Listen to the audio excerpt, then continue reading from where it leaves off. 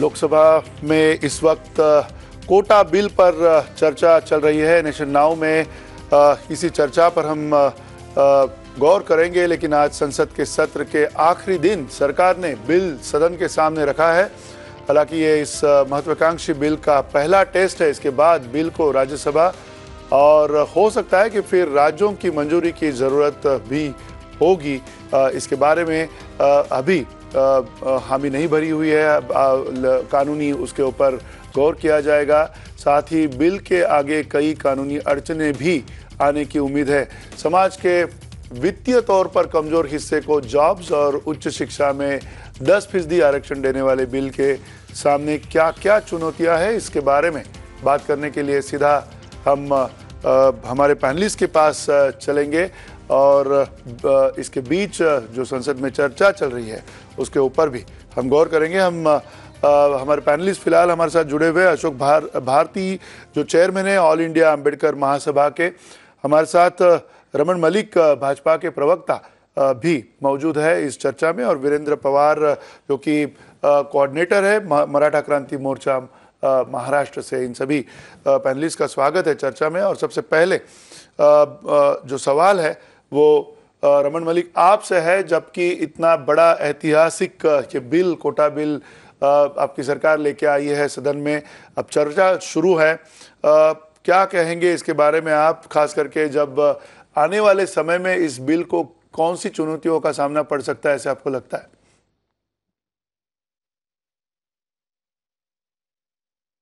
देखिए, सबसे पहली बात बताऊं कि ये वो कदम है जो कदम एक तरीके का जिसे बोलते हैं ना, गाजर दिखा दिखा के चलने वाला जो काम 2004 के, 2009 के, 2014 के मैनिफेस्टो में कांग्रेस ने करा था, हमने उसको कृतार्थ करके दिखाया है, हमने उसको कार्यान्वित करके दिखाया है। आज सवाल ये नहीं है कि इस कोटा को कौन सोटा मारेगा। आज सवाल ये है, क्योंकि ये जो लोग हैं ये इसको डायरेक्टली मना नहीं करेंगे, लेकिन इसको सूली पे चटकाने के लिए हर एक कोई कोशिश करेगा। मैं अभी थोड़ी देर पहले एक आदरणीय सदस्य, संसद सदस्य की बात सुन रहा था। वो बोलते कि जी हम शूद्र हैं, हमारे ऊपर वन व्यवस्था में हम शूद्र हैं, हमारे ऊपर सेंचुरियों से एक अत्याचार हुआ और आज हमारे को आरक्षण मिलता है, तो दूसरों को क्यों मिले। मैं यही चीज समझना चाहूंगा कि जो वर्ण व्यवस्था पहले थी उसके जो कुरीतियां हुई, उसका मतलब आज ये है कि उन्हीं एक कुरीति दूसरी कुरीति से ऊपर रखी जाए, नीचे रखी जाए, यही होगा। या समाज के अंदर वो लोग जिनको इस कुरीति का या आज के परिप्रेक्ष्य में आर्थिक असमानता की वजह से एक उपहास हो रहा हो उनके ऊपर, क्या उनके परिवारों के ऊपर सरकार को देखना, उनका लालन पालन ठीक हो, ऐसा करना गलत है। एक पक्ष तो ये रख रहे थे। दूसरा पक्ष ये रख रहे थे वो लोग कि सरकार ने मुद्रा योजना, स्किल इंडिया, स्टार्टअप इंडिया, ये योजना वो योजना सब दे दी हुई है, तो गरीबी उन्मूलन के लिए तो वो काफी हैं। तो क्या साहब, मैं ये पूछना चाहता हूं ऐसे लोग और ऐसे तर्क रखने वालों से कि अगर गरीबी उन्मूलन के लिए वो काफी है, तो क्या वो ये करती हैं भेदभाव कि आप कौन से वर्ण व्यवस्था से आते हैं? नहीं करती, वो सारे हिंदुस्तान के लिए। मैं ये सिर्फ इतना यहां बोलना चाहता हूं, ऐसे लोग जो भी हैं, जो बेचारे गरीब हैं, जिनको एक सामान्य स्तर पे आके अपने आप को उठाने की जरूरत है, उसके लिए अगर कोटा बनाया जाता है तो उसको सोटा मत मारिए। आप ऐसा पाप मत करिए कि उन गरीबों के आप मुंह से निवाला छीने, उन गरीबों के मुंह से अपना एजुकेशन को छीन लीजिए, जॉब्स की अपॉर्चुनिटी को छीन लीजिए, जो सिर्फ इसलिए कि आर्थिक विषय से वो कमजोर हैं। जी, रमन मलिक और कई मुद्दे एक एक करके हम बात करेंगे इसमें, इस चर्चा में। बिल्कुल आपका जो कहना है आपने कह दिया है। वीरेंद्र पवार मराठा क्रांति मोर्चा के कोऑर्डिनेटर हैं, हमारे साथ जुड़े हुए। वीरेंद्र पवार जी, बताइए, जिस तरह से ये बिल अब सामने आया है, इसमें 10% की जो बात की जा रही है, इसके पहले महाराष्ट्र में जबकि मराठाओं को 16% की आरक्षण की एक पहल हो चुकी है। ऐसे में क्या आपको लगता है कि उस पहल के ऊपर भी आने वाले दिनों में कुछ आंच आएगी इस पूरे कदम के बाद, या फिर आपको ये लगता है कि 16% के दायरे में जो 16% आपको तय किया गया है वो आने वाले समय में भी कायम रहेगा? नहीं, हमको जो आरक्षण दिया गया है 16%, जो 16% जो दिया गया है वो तो राज्य सरकार ने दिया है और राज्य सरकार को इसको डिफेंड भी करना है कोर्ट में।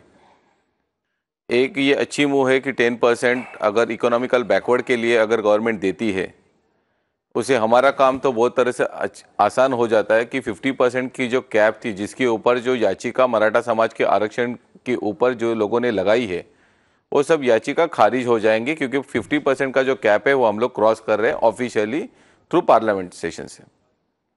जी, सवाल एक ही इसमें आता है कि पार्लियामेंट के आखिर के दिन पे ये बिल क्यों आ रहा है? 4 साल और 9 महीने तक ये चीज़ क्यों रोकी गई थी? इसको लाने में इतना आखिर का दिन तक क्यों रुका गया?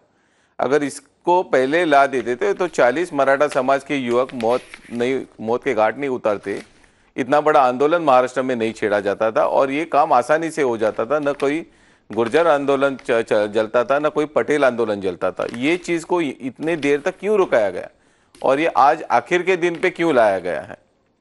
ये सब चीज़ों के सवालों के जवाब तो किसी ना किसी को तो देने हैं। और ये कब होगा? आज आखिर का दिन है, आखिर के दिन पे ये सेशन पे आज ला रहा है। आप लोकसभा में इसको मंजूर करोगे, फिर राज्यसभा में इसको जाना है और सरकार के पास अभी समय नहीं है। तो इसको हम मराठा समाज इसको क्या समझे, किस तरह से इसको हम लोग आगे देखें?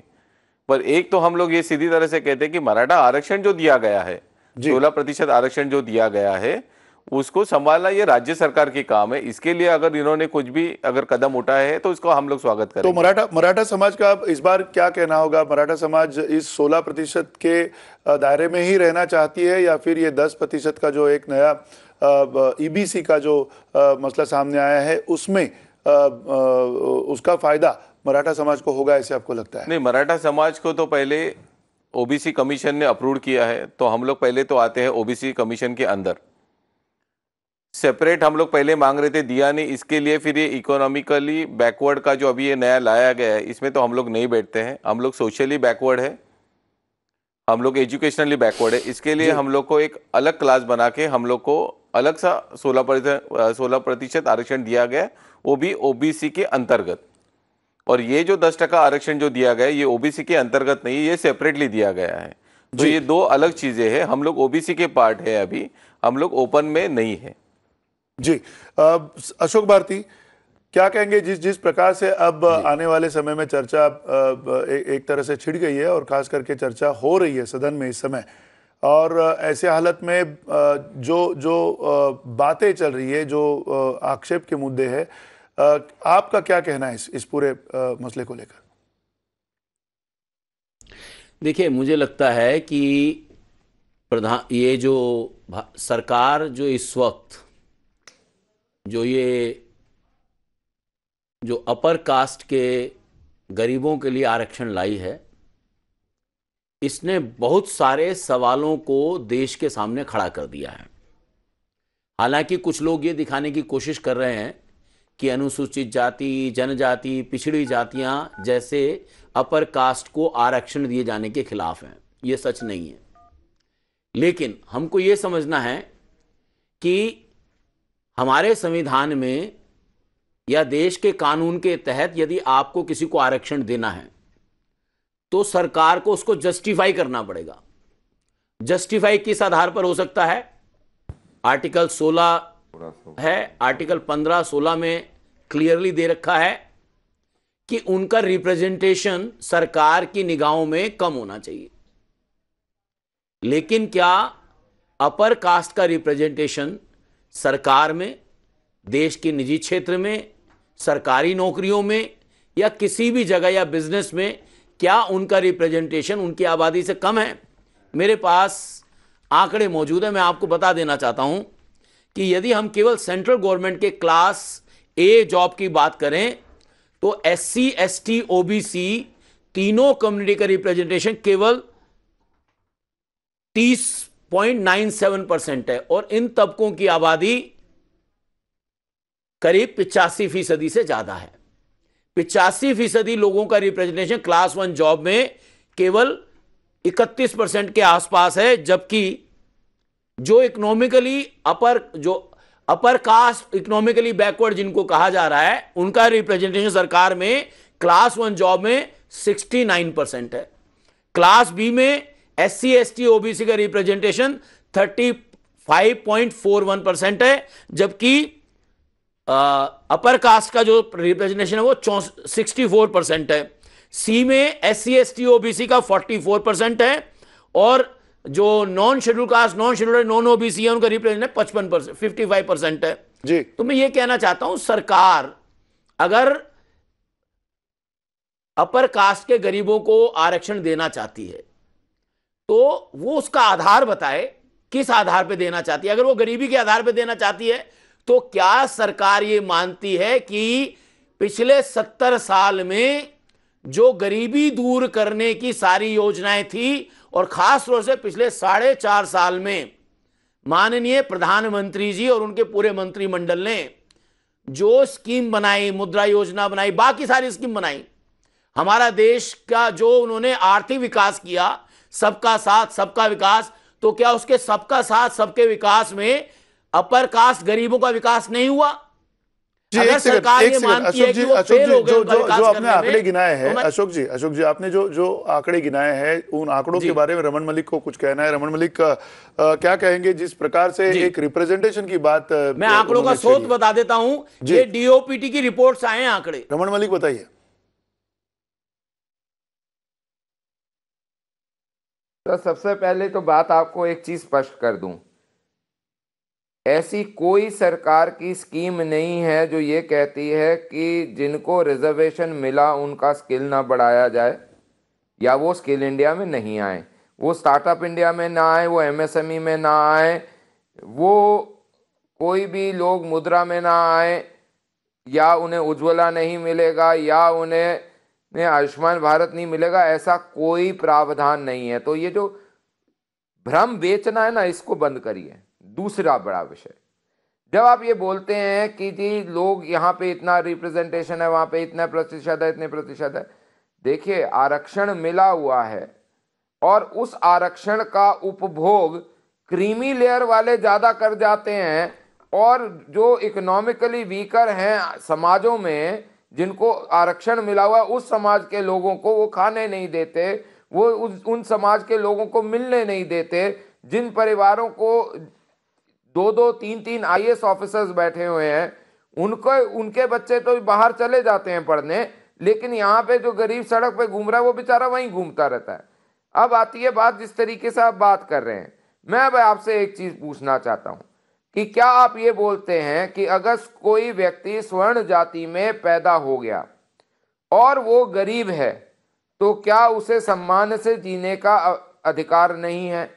और चौथा बड़ा पॉइंट जो आप बार बार ये बोलते हैं कि क्या ये पॉलिसी फेल हो गई, मैं ये मानता हूं कि पिछले 70 सालों के अंदर जिस प्रकार से एक पार्टी एक परिवार का राज रहा और उन्होंने हमेशा ये नारा देते रहे गरीबी हटाओ, लेकिन उसके ऊपर काम ठीक तरह से नहीं करा। इस सरकार ने काम करा है और उसके रिजल्ट भी बहुत अच्छे आए हैं, लेकिन साथ साथ ये भी आवश्यकता है कि जिस प्रकार से SC ST एक्ट में और दूसरे OBCs का रिजर्वेशन देने के बावजूद 70 सालों में उनका उत्थान प्रॉपरली नहीं हुआ, वैसे ही इस समय कहीं ये ना हो कि गरीबी का उत्थान करते करते हम इसका डिस्पैरिटी गैप बड़ा हो जाए। इसलिए उन लोगों को जो क्रीमी लेयर के हिसाब से उनसे नीचे हैं उनको एक देना में रिजर्वेशन, ताकि उनको सपोर्ट रहे और वो गिरे ना चलते हुए। रमन मलिक क्रीमी लेयर की जो बात आपने कही है, क्या आपका ये कहना है कि SC ST में, आपका ये कहना है क्या कि SC ST में क्रीमी लेयर की तरतूद होनी चाहिए, प्रावधान होना चाहिए, क्योंकि OBC में तो क्रीमी लेयर होता ही है?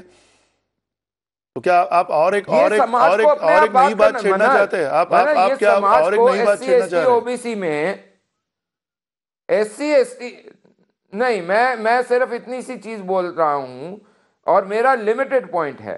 लिमिटेड पॉइंट ये है कि जिन लोगों को आरक्षण का बेनिफिट मिलना चाहिए जो जाति और सामाजिक समीकरण के ऊपर है, उन लोगों के ऊपर एक आपस में उनको अपने समाज के अंदर ये विवेचना करनी चाहिए कि इस आरक्षण का पूर्ण लाभ पूरे समाज को क्यों नहीं मिल रहा। बस इतनी सी बात वो आपस में विवेचना करें, इसमें सरकार का कोई लेना देना नहीं। रमन मलिक, लेना देना समाज का है, वो समाज आपस में विवेचना करे कि ऐसा क्यों हो रहा है। और एक अहम बात है जिसमें ऐसे राज्य है, तमिलनाडु है या फिर महाराष्ट्र जैसे राज्य है जहां पे 50% से ज्यादा आरक्षण दे चुके हैं राज्य सरकारें जो है, उन्होंने वहां पे दे चुके हैं। 68% तक का ये आरक्षण अब महाराष्ट्र में है या फिर 70% तक तमिलनाडु में है। ऐसे हाल में ये जो आने वाले समय में ये तब्दीली होगी, क्या इसकी वजह से ये सभी जो बातें हैं उसे किसी तरह की चुनौती कोर्ट में नहीं दी जा सकती है? ये जो अमेंडमेंट होगी उसे भी कोर्ट में चुनौती नहीं मिल सकती? देखिए माना एक वास्तविकता को हमको समझ लेना चाहिए, सोच लेना चाहिए स्पष्ट रूप से। वो ये है कि जब माननीय सर्वोच्च न्यायालय ने ये 50% का रिजर्वेशन का एक कैप लगाई तो वो सामाजिक जातिगत जो आरक्षण है उनके ऊपर लगाई थी जी। ये जो आरक्षण है ये मूलतः आर्थिक असमानता को खत्म करने के लिए, आर्थिक रूप से वीक जो हैं, आर्थिक रूप से जो परिपूर्ण नहीं हैं लोग, चाहे वो कोई सी भी समाज के हों, उनके ऊपर कवर करने के लिए है।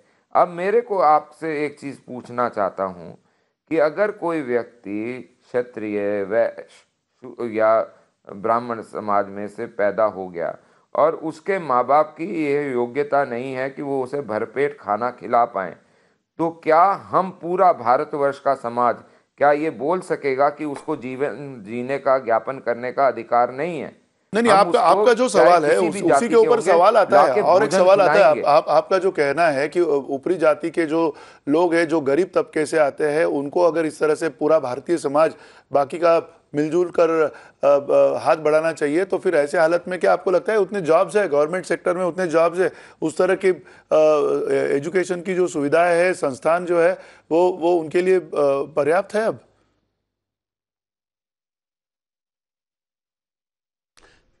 देखिए ये दोनों अलग अलग विषय हैं, क्योंकि आरक्षण एक विषय है, आर्थिक रूप से आरक्षण दूसरा विषय है। संस्थानों का परिपूर्ण नंबर में होना और क्या वो किस कुशलता से काम कर रहे हैं, ये अलग अलग विषय हैं। एक चीज को एक बारी आखिरकार इस अमेंडमेंट के जरिए आप वही तो कराना चाह रहे हैं। आखिरकार आप वही तो कराना चाह रहे हैं। अशोक जी, आपका क्या कहना है? मलिक साहब से मैं पूछना चाहता हूँ जी। हम ये कराना चाह रहे हैं, मलिक साहब को मैं ये बताना चाहता हूँ, हम ये कराना चाह रहे हैं। रमन जी सुनिए मेरी बात, मैंने आपकी बात सुनिए ना। रमन जी एक सेकंड। अशोक भारती बोलिए। मैं आपसे आपकी बात को आगे बढ़ाना चाहता हूं। मैं ये बताना चाहता हूं कि यदि सरकार वाकई में गरीब अपर कास्ट का भला करना चाहती है, तो जैसे एपीएल और बीपीएल की कैटेगरी है, वो आरक्षण को एपीएल और बीपीएल को क्यों नहीं देना चाहती? उसके लिए 8 लाख की इनकम लिमिट क्यों लगाना चाहती? 8 लाख की इनकम का मतलब यह होता है, 5 एकड़ से कम जमीन का मतलब यह होता है शहर में 1000 स्क्वायर फीट के मकान का और गांव में 200 गज के मकान का मतलब यह होता है कि देश के 86% किसान कवर हो जाते हैं, 76% इनकम टैक्स पेयर कवर हो जाते हैं। तो क्या आप इनकम टैक्स पेई के लिए आरक्षण नहीं, आप सुन लीजिए ना मेरी बात। आप नहीं, बुराई है कि गरीब की बात कर रहे हैं और जो 2 लाख का इनकम टैक्स दे रहा है उसका इनकम टैक्स भी माफ कीजिए। फिर अगर आपको लगता है बुराई नहीं है तो 76% इनकम टैक्स पेयर जो 8 लाख की इनकम वाले हैं उनका टैक्स भी माफ कर दीजिए। अगर वो इतने ही कमजोर हैं, वो इतने ही मजबूर हैं कि उनको आरक्षण चाहिए, तो उनसे इनकम टैक्स क्यों वसूल कर रहे हैं आप? अशोक जी, 2.5 लाख तक पे तो इनकम टैक्स ही नहीं है, आप 2 लाख की बात कर रहे हैं। साहब इनकम लिमिट तो 8 लाख बताइए ना आपने। इनकम टैक्स लिमिट तो 8 लाख है ना। पहली चीज तो समझिए, ये बात कौन सी है? 2 लाख इनकम कमाने टैक्स पे जा वाले रहे हैं हम लोग। में और 5 लाख है, कमाने इससे वाले जुड़ा हुआ में मुद्दा है, इससे होगी, जुड़ा हुआ मुद्दा है। आपके रविंद्र जी, बच्चे आप आगे मुद्दे जाएंगे, को भटकाना किसको चाहते नौकरी हैं साहब। मिलेगी? नहीं, इसमें आप मुद्दे मुद्दे को को भटकाने की भटकाना बात नहीं है। चाहते रमन हैं, मलिक, क्योंकि इस एक समय थोड़ा आपके सरल पास करता तर्क हूँ नहीं सवाल। उनका जो सवाल है वो और सरल करते हैं। आपकी जो इकोनॉमिकली बैकवर्ड क्लास की जो एक परिभाषा आपने बनाई है 8 लाख की, 5 एकड़ की और या फिर 1000 स्क्वायर फीट की, उसको लेकर उनका सवाल है। उसमें ये जुड़ा हुआ, ये भटकाने का सवाल नहीं है। इसमें आपको जो गरीब की व्याख्या की गई है, जिस तरह से गरीब का एक डेफिनेशन बनाया है, क्या वो सही डेफिनेशन है? लिमिट, एक मिनट, मैं इस प्रकार की लिमिट क्या क्रीमी लेयर की डेफिनेशन में नहीं है? ये कोई नई लिमिट, नई योजना बनी है? नहीं, क्रीमी लेयर की और गरीब की अलग अलग भाषा है। क्रीमी लेयर की नहीं, आप ये नहीं समझते कि क्रीमी लेयर की जो क्रीमी लेयर को अलग कर दिया ना वो अलग बात है, सर, और गरीब की जो व्याख्या है वो अलग है। ऐसे नहीं आपको लगता? क्रीमी लेयर की डेफिनेशन क्या है? और वैसे भी एक मिनट मनहर, एक तो विषय क्रीमी लेयर की डेफिनेशन का रहता है जिसके ऊपर हमारे को विवेचना करनी चाहिए। दूसरी चीज जो हमारे को इस विषय को, जो आपका सवाल है उसको अगर एड्रेस करना हो तो उसका जवाब मैं ये भी बोलूँगा कि अगर ऐसा लगता है कि ये ऊंचा है या नीचा है या जो भी है, तो मेरे ख्याल से वो रिप्रेजेंटेटिव जिन्होंने अपने आप को कास्ट के नाम पे, समाज के नाम पे, रिजर्वेशन के नाम पे अपने आप को लाए हुए हैं पार्लियामेंट के अंदर, मेरे ख्याल से ये उनकी ड्यूटी है कि वो इसके ऊपर डिबेट करें और इसको, प्रस्तावना को चेंज करवाएं। इसमें तो कोई बड़ी बात नहीं है। जी, आपका कहना है कि इस मुद्दे को बोला हुआ कि हम हठधर्मी हैं। जी, बिल्कुल। एक सेकंड के लिए अशोक जी, ये मुद्दा इतना बड़ा नहीं है, ये मुद्दा इतना बड़ा नहीं है। इसकी डेफिनेशन को रीडिफाइन करना पार्लियामेंट के बस की बात है, डिबेट के ऊपर करके पार्लियामेंट के बस की बात है, पार्लियामेंट कर सकती है, तो पार्लियामेंट को करना चाहिए। लेकिन उठ के भाग जाना कोई सोल्यूशन नहीं है और उसको नकारात्मक, अशोक जी आपको लगता है, आपको लगता है ये बाद में चेंज किया जाएगा? जबकि अब ईबीसी का ये अमेंडमेंट लेके आ रही है, बिल पेश कर चुके हैं, अब अगर कानून बनता है, आगे जाके प्रावधान हो जाते हैं उसके, तो क्या आपको लगता है, जैसे रमन मलिक कह रहे हैं कि ये जो मियाद जो बनाई गई है 8 लाख की, वो कम की जा सकती है या फिर उसमें और तब्दीली लेकर आ सकते हैं? पार्लियामेंट अगर चाहे तो, संसदीय, अगर सांसद सदस्य जो हैं, संसद सदस्य वो चाहें तो क्यों नहीं ला सकते? सुनिए तो सही रमन जी, किसी की और बात भी सुन लीजिए। जी बोलिए। संसद की परंपराओं के हिसाब से सरकार जब कोई बिल पेश करती है तो सामान्यतः वो कोई अमेंडमेंट स्वीकार नहीं करती, और मुझे लगता है इस मामले में सरकार ये दिमाग बना के गई है, इसलिए अमेंडमेंट आएंगे नहीं, इसमें स्वीकार नहीं करेगी। दूसरी बात मैं कहना चाहता हूं कि जैसे मंडल कमीशन में Tata institute of social science ने 13 कंडीशंस थी बैकवर्डनेस की पहचान करने के लिए, तो मैं सोचता हूं वो 13 कंडीशन आप अपर कास्ट पर लगा के उनकी बैकवर्डनेस फाइंड कर लीजिए, इकोनॉमिकली बैकवर्डनेस पता लग जाएगी आपको। तो मुझे लगता है कि सिंपलिस्टिक तरीका अपनाने की बजाय सरकार ने एक वैज्ञानिक तरीका अपनाना चाहिए था, और वैज्ञानिक तरीका अपना के वो अगर सवर्ण समुदाय को आरक्षण देने की बात करती तो आज जो सवाल उठ रहे हैं वो सवाल नहीं उठते थे। लेकिन चूंकि सरकार की नीयत में खोट है, गरीब सवर्णों को आरक्षण नहीं देना चाहती, उसको लटकाए रखना चाहती है, उसको कोर्ट में इधर उधर भगाना चाहती है, इसलिए रातों रात फैसला करके बिना किसी विमर्श के, बिना किसी बहस के, बिना किसी चर्चा के, बिना सिलेक्ट कमेटी को भेजे हुए, किसी को भेजे हुए, वो रातों रात अपने चुनाव के हिसाब से ये बिल पास कराना चाहती है। ये मुझे लगता है देश के विचारकों के साथ, बुद्धिजीवियों के साथ, सवर्णों के साथ विश्वासघात है। जी एक सेकंड के लिए, वीरेंद्र पवार, जिस तरह से अभी अशोक जी ने एक मुद्दा उठाया कि एक तरह से वैज्ञानिक तरीके से सोच विचार करके करना चाहिए था, वो वैज्ञानिक तरीका जो था एक तरह से इसके पहले अपनाया गया था और उसका सोच विचार करके स्टेट ने आपको, मराठाओं को यहाँ पे आरक्षण दिया है। तो ऐसे हाल में आपको लगता है कि ये जो तरीका है वो सही है जिस तरह से सरकार ने बिल पेश किया है? नहीं, पहला तो आरक्षण ये कोई गरीबी हटाओ का नारा है ही नहीं। मराठा समाज ने 1982 से ये आंदोलन जब छेड़ा था, तभी हम लोग ने कहा था कि आर्थिक निकष के ऊपर सबको राखी जो ये रिजर्वेशन है वो मिलना चाहिए।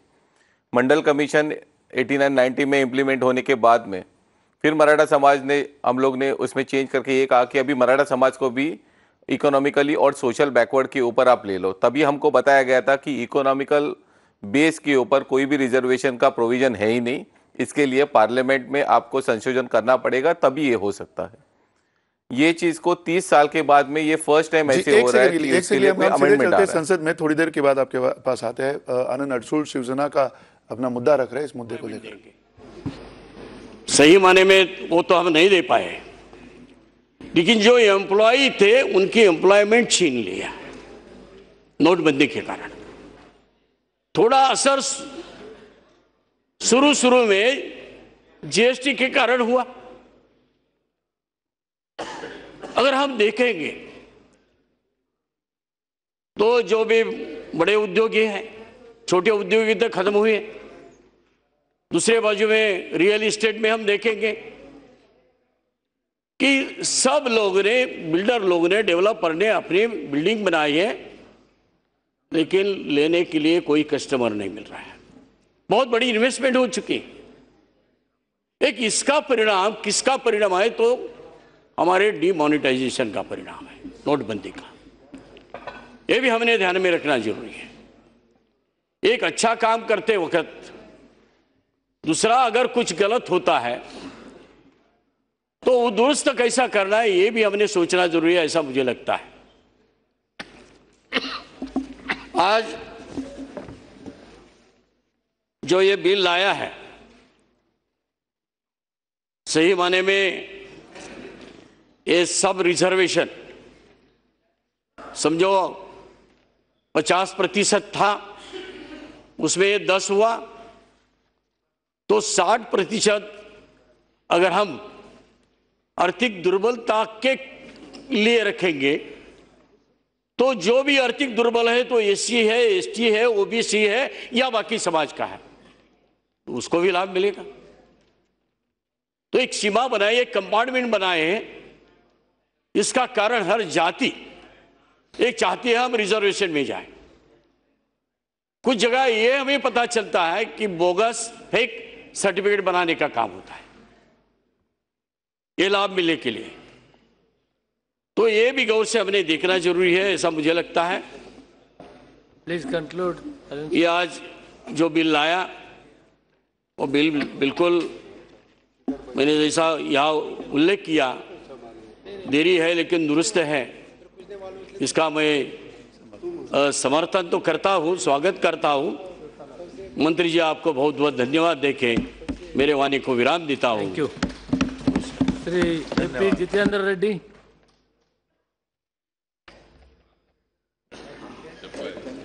ठीक, बहुत बढ़िया। संसद में चर्चा अभी भी शुरू है, जारी है। कोटा बिल को लेकर हम वीरेंद्र पवार जी के पास सीधे चलते हैं। जैसे कि अब शिवसेना ने भी अपना पक्ष रखा है, इस बिल को समर्थन दिया है शिवसेना ने। वीरेंद्र पवार, बात वही है जिस तरह से लगातार इस बिल को लेकर चर्चा हो रही है, आपको ये लगता है कि ये बिल की वजह से आने वाले समय में और चर्चा होगी और कानूनन उसके ऊपर गौर किया जाएगा, संशोधन किया जाएगा, और फिर हो सकता है कि सुप्रीम कोर्ट के दायरे में आने वाले दिनों में इस पूरे मुद्दे को लेकर और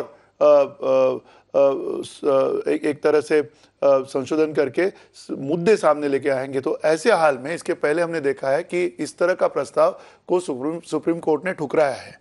तो आपको ये नहीं लगता है कि जो एक तरह से मांगे आपने की थी, एक तरह से जो मांगे आपकी पूरी हुई थी, उसको भी आने वाले समय में एक तरह से चुनौती इस प्रस्ताव के बाद सामने खड़ी होगी?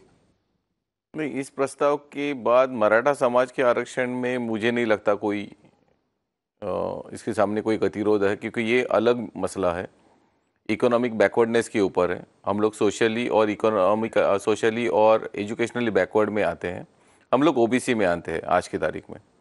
तो ये दोनों अंतर है। और यहाँ पे जो उन्होंने जो कहा है कि आर्थिक रूप से जो पिछड़े हैं उनके लिए ये है, मतलब जो क्रिमिनल है वो 8 लाख के नीचे होनी चाहिए। मेरा एक इसमें यही कहना है कि 2030 में हम लोग ये कह रहे हैं कि India will be the youngest economy.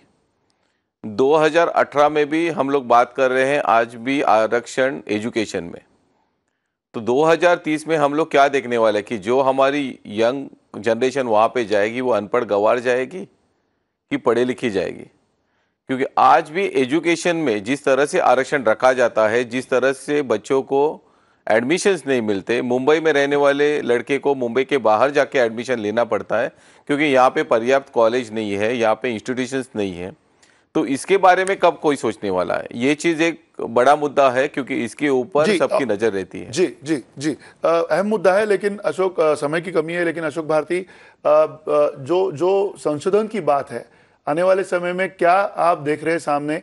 क्योंकि ये सदन की चर्चा होगी, सदन पारित कर लेगा, फिर बाद में राज्यसभा के पास जाएगा।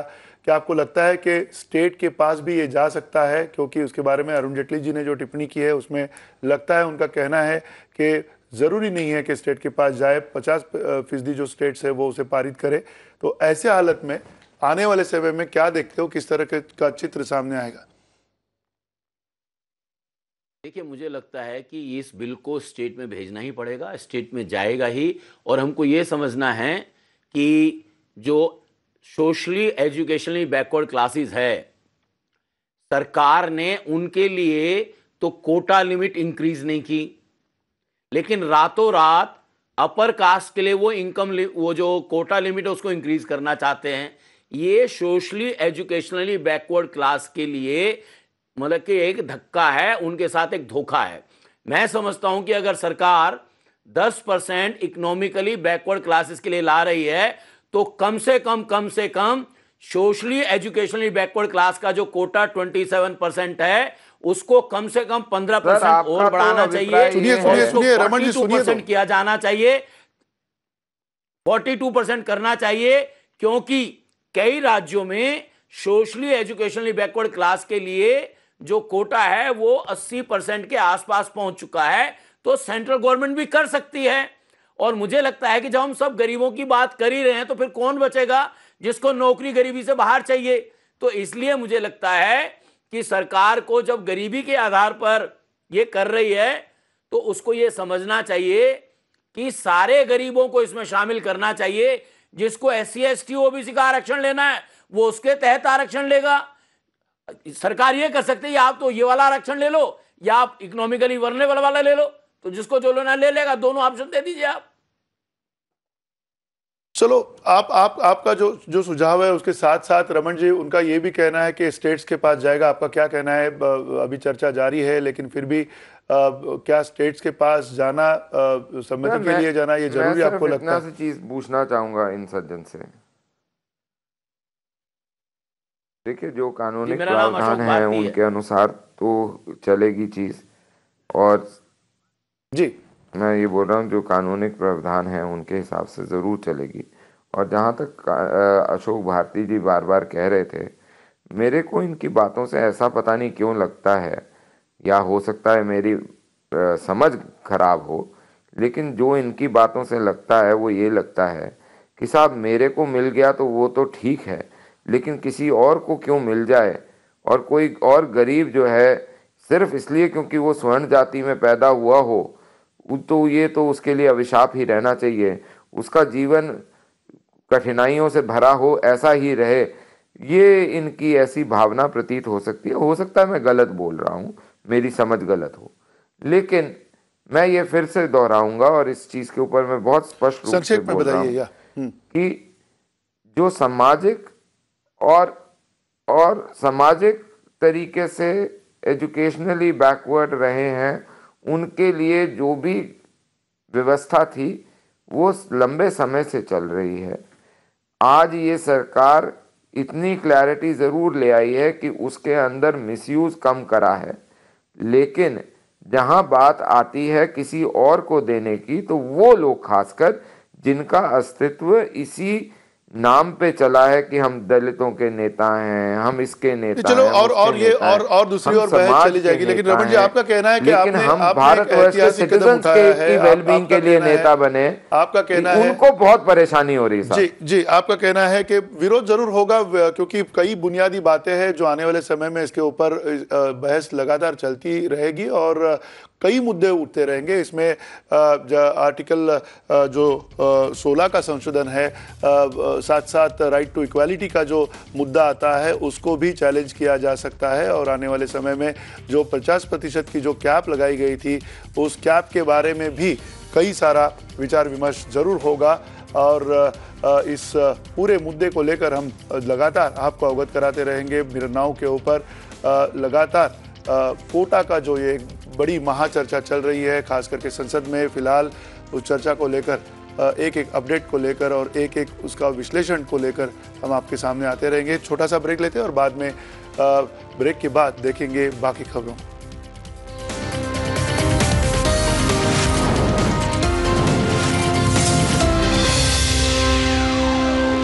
Complete your TV viewing experience with the best of Hollywood entertainment and news. Get the Times Network Value Pack at just Rs. 13. Ask your cable or DTH provider now.